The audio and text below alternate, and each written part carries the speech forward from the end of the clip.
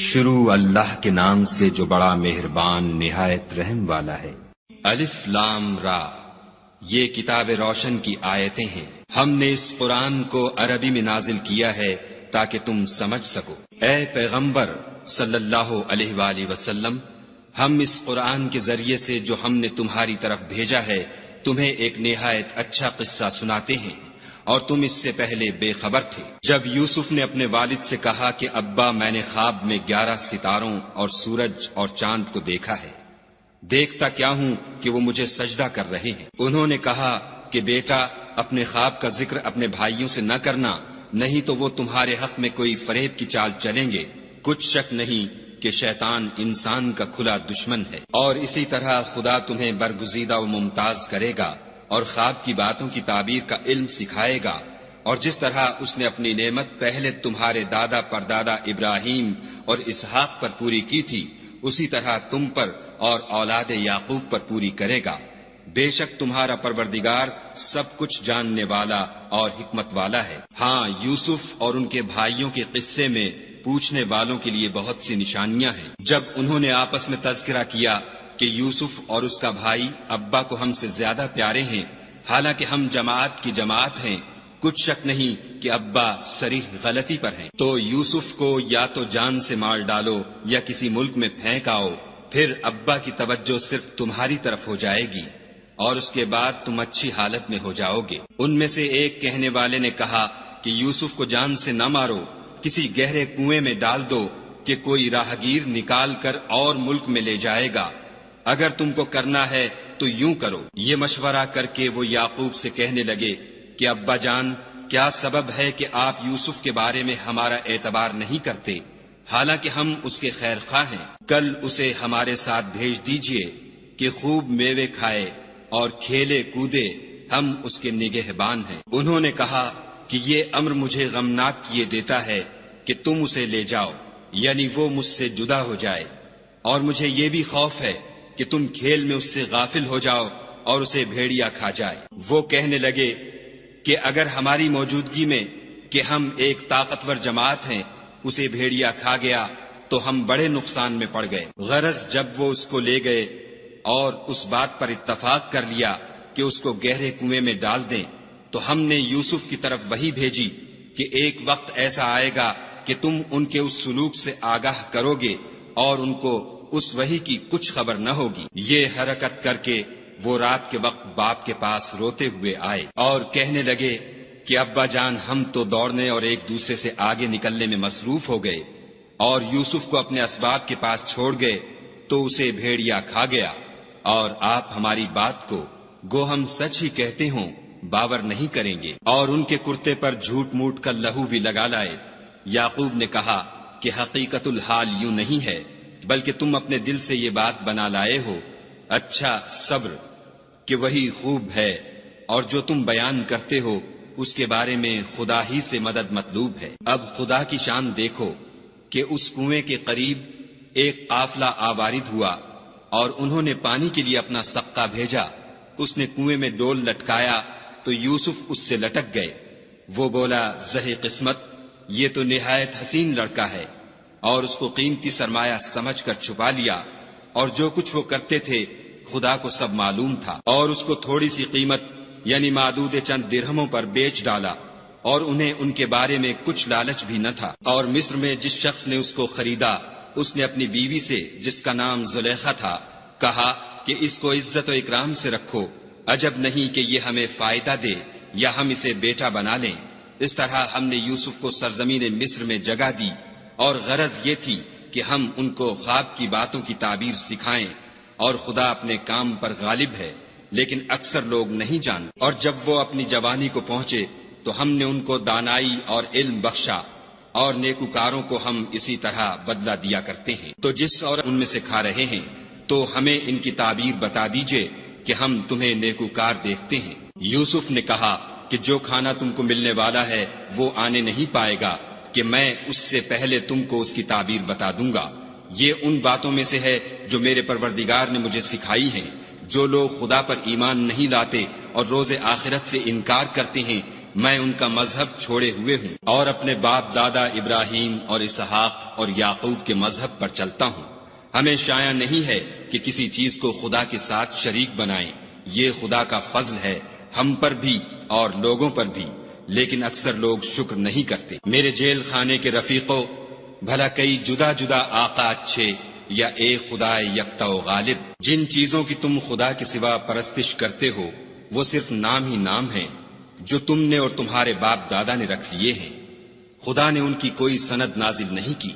سن رکھو کہ خدا کے سوا کسی کی حکومت نہیں ہے، اس نے ارشاد فرمایا ہے کہ اس کے سوا کسی کی عبادت نہ کرو، یہی سیدھا دین ہے، لیکن اکثر لوگ نہیں جانتے۔ میرے جیل خانے کے رفیقوں، تم میں سے ایک جو پہلا خواب بیان کرنے والا ہے وہ تو اپنے آقا کو شراب پلایا کرے گا، اور جو دوسرا ہے وہ سولی دیا جائے گا اور جانور اس کا سر کھا کھا جائیں گے۔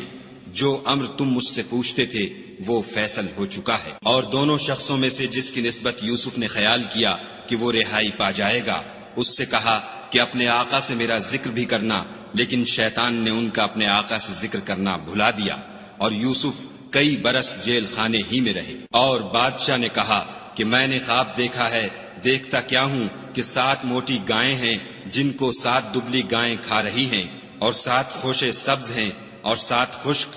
اے سردارو، اگر تم خوابوں کی تعبیر دے سکتے ہو تو مجھے میرے خواب کی تعبیر بتاؤ۔ انہوں نے کہا یہ تو پریشان سے خواب ہیں اور ہمیں ایسے خوابوں کی تعبیر نہیں آتی۔ اب وہ شخص جو دونوں قیدیوں میں سے رہائی پا گیا تھا اور جسے مدت کے بعد وہ بات یاد آ گئی، بول اٹھا کہ میں آپ کو اس کی تعبیر لا بتاتا ہوں، مجھے جیل خانے جانے کی اجازت دیجیے۔ غرض وہ یوسف کے پاس آیا اور کہنے لگا، یوسف، اے بڑے سچے یوسف، ہمیں اس خواب کی تعبیر بتائیے کہ 7 موٹی گایوں کو 7 دبلی گائیں کھا رہی ہیں اور 7 خوشے سبز ہیں اور 7 سوکھے، تاکہ میں لوگوں کے پاس جا کر تعبیر بتاؤں، عجب نہیں کہ وہ تمہاری قدر جانے۔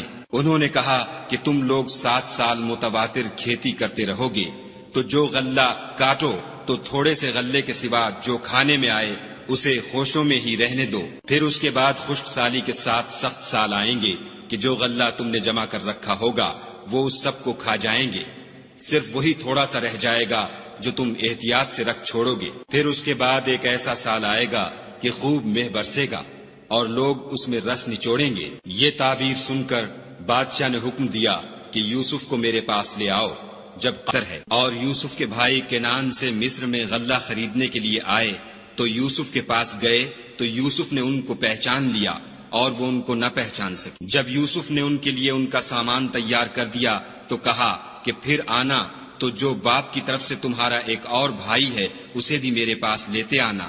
کیا تم نہیں دیکھتے کہ میں ماپ بھی پوری دیتا ہوں اور مہمانداری بھی خوب کرتا ہوں؟ اور اگر تم اسے میرے پاس نہ لاؤ گے تو نہ تمہیں میرے ہاں سے غلہ ملے گا اور نہ تم میرے پاس ہی آ سکو گے۔ انہوں نے کہا کہ ہم اس کے بارے میں اس کے والد سے تذکرہ کریں گے اور ہم یہ کام کر کے رہیں گے۔ اور یوسف نے اپنے خدام سے کہا کہ ان کا سرمایہ یعنی غلے کی قیمت ان کے شلیتوں میں رکھ دو، عجب نہیں کہ جب یہ اپنے اہل و عیال میں جائیں تو اسے پہچان لیں، اور عجب نہیں کہ یہ پھر یہاں آئیں۔ جب وہ اپنے باپ کے پاس واپس گئے تو کہنے لگے کہ ابا، جب تک ہم بنیامین ہیں۔ یعقوب نے کہا کہ میں اس کے بارے میں تمہارا اعتبار نہیں کرتا مگر ویسا ہی جیسا پہلے اس کے بھائی کے بارے میں کیا تھا، سو خدا ہی بہتر نگہبان ہے اور وہ سب سے زیادہ رحم کرنے والا ہے۔ اور جب انہوں نے اپنا اسباب کھولا تو دیکھا کہ ان کا سرمایہ واپس کر دیا گیا ہے۔ کہنے لگے، ابا، ہمیں اور کیا چاہیے؟ دیکھیے، یہ ہماری پونجی بھی ہمیں واپس کر دی گئی ہے، اور اب ہم اپنے اہل و عیال کے لیے پھر غلہ لائیں گے اور اپنے بھائی کی نگہبانی کریں گے، اور ایک بار شتر زیادہ لائیں گے کہ یہ غلہ جو ہم لائے ہیں تھوڑا ہے۔ یعقوب نے کہا کہ جب تک تم خدا کا عہد نہ دو لیجیے اور اس کی جگہ ہم میں سے کسی کو رکھ لیجیے، ہم دیکھتے ہیں کہ آپ احسان کرنے والے ہیں۔ یوسف نے کہا کہ خدا پناہ میں رکھے کہ جس شخص کے پاس ہم نے اپنی چیز پائی ہے اس کے سوا کسی اور کو پکڑ لیں، ایسا کریں تو ہم بڑے بے انصاف ہیں۔ جب وہ اس سے نا امید ہو گئے تو الگ ہو کر صلاح کرنے لگے۔ سب سے بڑے نے کہا، کیا تم نہیں جانتے کہ تمہارے والد نے تم سے خدا کا عہد لیا ہے اور اس سے پہلے بھی تم یوسف کے بارے میں قصور کر چکے ہو، تو تو جب تک والد صاحب مجھے حکم نہ دیں میں تو اس جگہ سے ہلنے کا نہیں، یا خدا میرے لیے کوئی اور تدبیر کرے، اور وہ سب سے بہتر فیصلہ کرنے والا ہے۔ تم سب والد صاحب کے پاس واپس جاؤ اور کہو کہ ابا، آپ کے صاحبزادے نے وہاں جا کر چوری کی، اور ہم نے تو اپنی دانست کے مطابق آپ سے اس کے لے آنے کا عہد کیا تھا، مگر ہم غیب کی باتوں کے جاننے اور یاد رکھنے والے تو نہیں تھے، اور جس بستی میں ہم ٹھہرے تھے وہاں کہی تو انہوں نے کہا کہ حقیقت یوں نہیں ہے، بلکہ یہ بات تم نے اپنے دل سے بنا لی ہے، تو صبر ہی بہتر ہے۔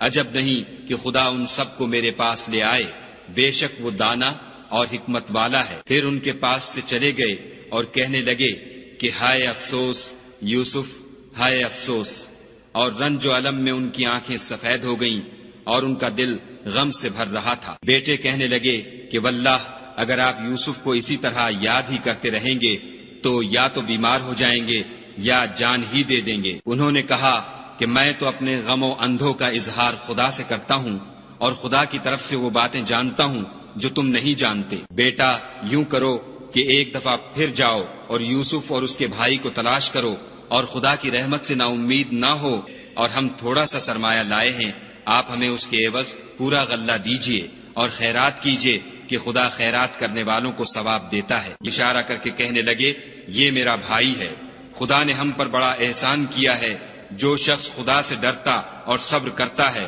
تو خدا نیکوکاروں کا اجر ضائع نہیں کرتا۔ وہ بولے خدا کی قسم، خدا نے تم کو ہم پر فضیلت بخشی ہے، اور بے شک ہم خطا کار تھے۔ یوسف نے کہا کہ آج کے دن سے تم پر کچھ عتاب و ملامت نہیں ہے، خدا تم کو معاف کرے، اور وہ بہت رحم کرنے والا ہے۔ یہ میرا کرتا لے جاؤ اور اسے والد صاحب کے منہ پر ڈال دو، وہ بینا ہو جائیں گے، اور احسان کیے ہیں کہ مجھ کو جیل خانے سے نکالا، اور اس کے بعد کہ شیطان نے مجھ میں اور میرے بھائیوں میں فساد ڈال دیا تھا، آپ کو گاؤں سے یہاں لایا۔ بے شک میرا پروردگار جو چاہتا ہے تدبیر سے کرتا ہے، وہ دانا اور حکمت والا ہے۔ جب یہ سب باتیں ہولیں تو یوسف نے خدا سے دعا کی کہ اے میرے پروردگار، تو نے مجھ کو حکومت سے بہرا دیا اور خوابوں کی تعبیر کا علم بخشا۔ اے آسمانوں اور زمین کے پیدا کرنے والے، تو ہی دنیا اور آخرت میں میرا کارساز ہے۔ تو مجھے دنیا سے اپنے اطاعت کی حالت میں اٹھائیو اور آخرت میں اپنے نیک بندوں میں داخل کیجو۔ اے پیغمبر صلی اللہ علیہ وآلہ وسلم، یہ اخبار غیب میں سے ہیں جو ہم تمہاری طرف بھیجتے ہیں۔ اور جب برادران یوسف نے اپنی بات پر اتفاق کیا تھا اور وہ فریب کر رہے تھے تو تم ان کے پاس تو نہ تھے، اور بہت سے آدمی گو تم کتنی ہی خواہش کرو ایمان لانے والے نہیں ہیں، اور تم ان سے اس خیر خواہی کا کچھ صلہ بھی تو نہیں مانگتے۔ یہ قرآن اور کچھ نہیں تمام عالم کے لیے نصیحت ہے، اور آسمان و زمین میں بہت سی نشانیاں ہیں جن پر یہ گزرتے ہیں اور ان سے اعراض کرتے ہیں، اور یہ اکثر خدا پر ایمان نہیں رکھتے مگر اس کے ساتھ شرک کرتے ہیں۔ کیا یہ اس بات سے بے خوف ہیں کہ ان پر خدا کا عذاب نازل ہو کر ان کو ڈھانپ لے، یا ان پر ناگہاں قیامت آ جائے اور انہیں خبر بھی نہ ہو؟ کہہ دو میرا رستہ تو یہ ہے، میں خدا کی طرف بلاتا ہوں، از روئے یقین و برہان سمجھ بوجھ کر میں بھی لوگوں کو خدا کی طرف بلاتا ہوں، اور میرے پیرو بھی، اور خدا پاک ہے اور میں شرک کرنے والوں میں سے نہیں ہوں۔ اور ہم نے تم سے پہلے بستیوں کے رہنے والوں میں سے مرد ہی بھیجے تھے جن کی طرف ہم وہی بھیجتے تھے۔ کیا ان لوگوں نے ملک میں سیر و سیاحت نہیں کی کہ دیکھ لیتے کہ جو لوگ ان سے پہلے تھے ان کا انجام کیا ہوا، اور متقیوں کے لیے آخرت کا گھر بہت اچھا ہے؟ کیا تم سمجھتے نہیں؟ یہاں تک کہ جب پیغمبر نا امید ہو گئے اتر کر گناہ گار لوگوں سے پھرا نہیں کرتا۔ ان کے قصے میں عقل مندوں کے لیے عبرت ہے۔ یہ قرآن ایسی بات نہیں ہے جو اپنے دل سے بنائی گئی ہو، بلکہ جو کتابیں اس سے پہلے نازل میں ہوں جاوید چودھری۔ آپ اس سرخ نشان کو ٹچ کر کے اس چینل کو سبسکرائب کر دیجئے، اور گھنٹی کے اس نشان کو بھی ہلکا سا پش کر دیجئے۔ مجھے یقین ہے آپ کا یہ فیصلہ آپ کا مقدر بدل دے گا۔